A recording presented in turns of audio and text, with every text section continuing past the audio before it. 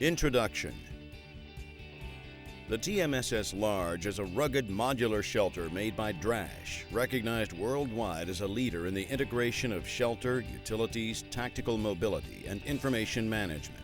Setting up the TMSS Large requires 6 personnel and takes as little as 40 minutes once the shelter leaves the trailer bed.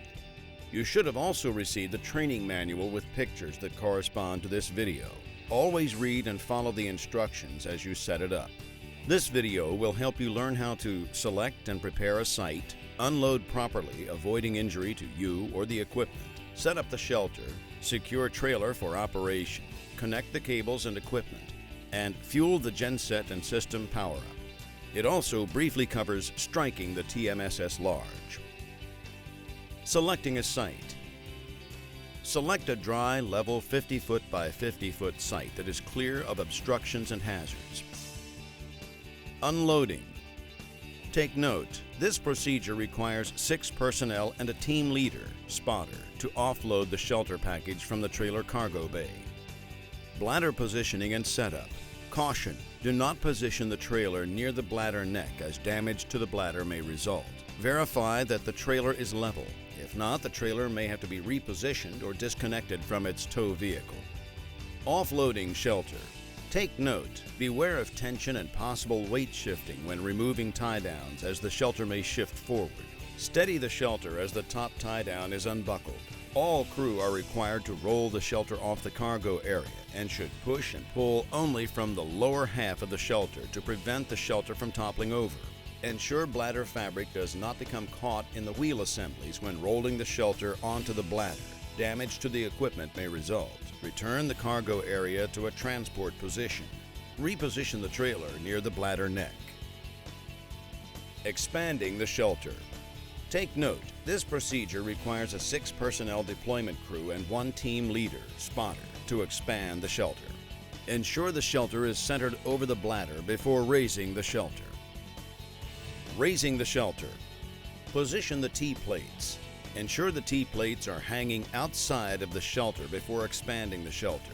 Damage to the equipment will result if the T-plates are not properly positioned. Attach wind lines according to color.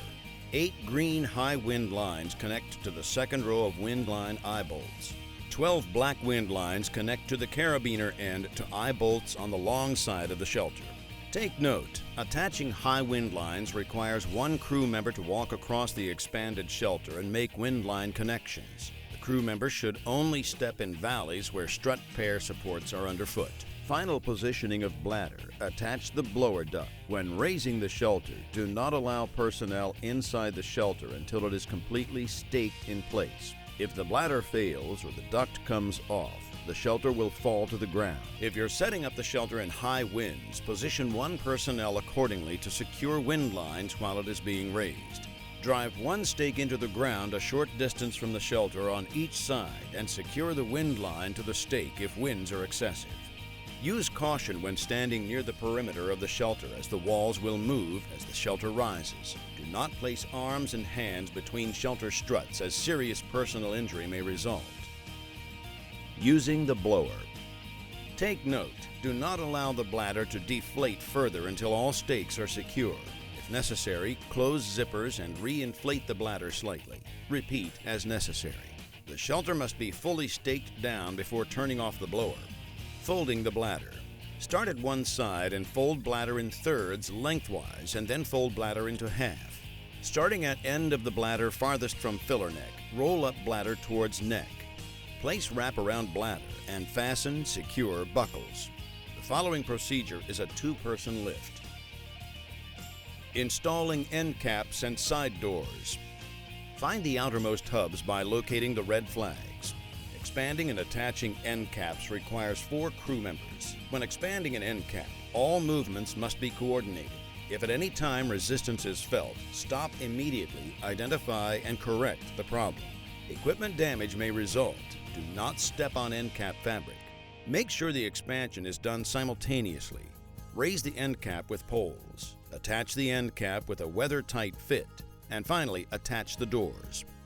Installing the main floor. Start by unfolding the floor, green side up. Pull the floor tight to remove any bumps. Attach the floor to shelter, hoop and loop strip to hook and loop seam. Installing internal load supports. Remove all components from the cargo box. Lay all pieces of one internal load support structure down. Secure the vertical posts with 4 quick-release pins found in the transport bag. Join the vertical posts with the horizontal post. Raise the internal load support into place. Attach the load support to the ceiling by aligning one end wall clevis with the mating eye bolt built into the shelter. Warning: the following steps require use of a ladder to reach the interior ceiling of the shelter. At least one crew member should be assigned to secure the ladder while another crew member works above. Remove wheel assemblies. Be careful. Each wheel assembly weighs approximately 50 pounds. Removing the wheel assemblies from the walls requires 2 personnel. Securing the trailer for operation. Identify the return ducts, screen at one end, and place toward the shelter. Chock the wheels. Stabilize the trailer by manually adjusting the skid plate. Uncouple the trailer from its towing vehicle. Take note, the TMSS large trailer must be leveled to prevent equipment damage. GENSET exhaust fumes must be directed away from the shelter, trailer, and personnel. Make sure the trailer is secured correctly according to the manual.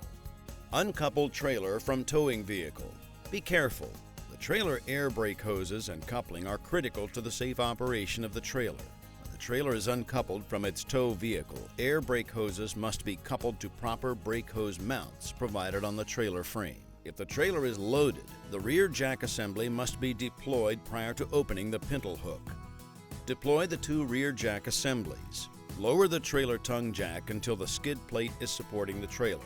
Disconnect the trailer air brake lines. Remove the red parking hose. Disconnect the intervehicular cable. Store in the trailer cargo box. Disconnect the trailer safety chains from the towing vehicle. Rotate the tongue jack assembly hand crank to raise the trailer. Open the pintle hitch on the towing vehicle.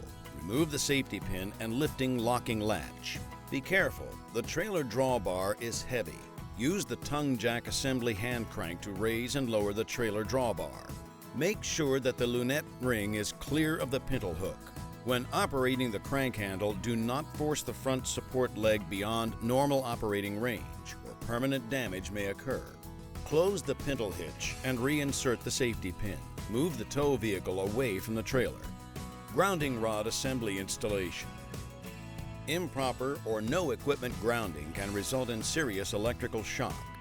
Use the grounding rod pounder to drive the first section of the grounding rod into the earth. Connect the ground wire to the grounding rod assembly. Connect the ground wire to the trailer ground stud. Connecting ECU ducts. Please note, ensure proper trailer placement alignment from shelter to ensure ducts reach. Attach the single supply duct. Tighten the belts holding the ducts to the ECU ports. Open the interior and exterior shelter ports by detaching the hook and loop strips. Understand the difference in cooling shelters versus heating shelters. Refer to manual. Plenum installation. The purpose of plenum is for even air distribution. Please note, the following steps require use of a ladder to reach the top interior of the shelter. At least one crew member should be assigned to secure the ladder while another crew member works above. Connect the plenum to the supply duct at 45 degrees diagonally. Secure the plenum mounting straps to the looped keepers located in the interior roof. Verify that there are no kinks or physical obstructions in the plenum after it is hung. Connecting PDU to genset. Position the PDU and pull through the closet cable power sleeve. Locate and connect the 50-foot 60-amp power cable to the J4 30-amp connector on the power distribution panel. Connect the 50-foot 60-amp power cable to the PDU input connector J1. Insert the male end of the power cord into the PDU connector. Attach the cables to the intended equipment. Lighting. The TMSS large system includes 3 fluorescent light sets. Arrange the lighting fixtures on the floor. Shelter lights are intended to be daisy-chained together so that one power cable can be used for lighting the shelter. Connect the male connector of the shelter lighting fixture to the PDU. Connect the male and female connectors from one fixture to the next. Lift the first shelter lighting fixture and connect the clip to the outer looped keeper closest to the PDU power input cable. Level the shelter lighting fixtures at the desired height using the slide strap locks. Lift the second shelter lighting fixture. Stretch the power cord from the first shelter lighting fixture to the second shelter lighting fixture. Connect the second shelter lighting fixture clip connectors to looped keepers. Repeat the same procedure for the 4 remaining shelter lights. Once power has been applied to the shelter and PDU, energize the shelter lighting fixtures. Fueling genset from fuel control panel. Check the fuel level in the trailer fuel tank. Remove the fuel cap from the filler mouth and fill the fuel tank with fuel. Reinstall the fuel cap on the filler mouth. Be careful, diesel fuel is flammable. Do not fill the fuel tank while smoking or when near an open flame. Never overfill the tank or spill fuel. If fuel is spilled, clean it up immediately. Fueling genset from auxiliary fuel source. The TMSS Large comes with 1 auxiliary fuel return line and 1 auxiliary fuel supply. Find the line with the bulb primer and place the end of the line closest to the bulb into the alternative fuel supply. Connect the opposite end to the auxiliary fuel supply connector. Insert the end of the auxiliary fuel return line into the auxiliary fuel source. Connect the opposite end to the auxiliary fuel return connector. Turn the fuel supply switch to the auxiliary position. Squeeze the bulb primer on the auxiliary fuel supply line until resistance is felt. Check for any leaks. Genset startup. Check fluids before priming the genset. Turn the battery switch to the on position. Place the engine selector to preheat for 10 to 20 seconds. Turn and hold the engine selector switch to the start position until the engine starts. Release the engine selector and it will spring release into the run position. Check for leaks. Turn the volt amp switch from the off to L1, L2 position. Check volts, 208 VAC. Adjust voltage if necessary using the potentiometer. Turn the volt amp select switch to the L2, L3 position. Check that the AC voltmeter and Hertz meter readings are the same as for L1, L2. Do the same for the L3, L1 position. Turn the circuit breaker CB5 Gen on the genset circuit breaker panel to the on position. Applying power from genset. Take note. Verify that the circuit breaker CB1 on the genset power distribution panel is off before connecting the ECU power cord to the genset power distribution panel. Turn the circuit breakers of the genset circuit breaker panel to the on position. If using genset power, connect the power cable from ECU to receptacle J1 120/208 volts 80 amperes on genset power distribution panel. Periodically check all meter readings on the genset control panel. ECU start procedure. Ensure airflow to and from the ECU is unobstructed. Ensure the ECU power cable is connected to its power source. If using genset power, turn CB1 on the genset circuit breaker panel to the on position. If using shore power, apply shore power. Do not run the ECU with the red incorrect phasing light on. Damage to the motor can result. Ensure the green power on indicator light on the ECU control panel is lit. Do not adjust the thermostat frequently. Select a temperature and leave it. Frequent adjustment can cause premature failure of thermostat. Set the control thermostat to the desired temperature required to maintain a comfortable interior shelter temperature. Turn the ECU mode switch to the appropriate position. PDU start procedure. Turn the circuit breaker CB4 to the on position. Open the PDU by twisting 2 locks on the PDU cover. Raise the PDU cover to gain access to the circuit breaker panel. Switch the PDU circuit breakers CB1 through CB6 to the on position. On the PDU, turn the voltmeter select switch to the L1, L2, and L3 positions each time. Verify the distribution is balanced. Close the PDU cover and secure 2 cam spring locks.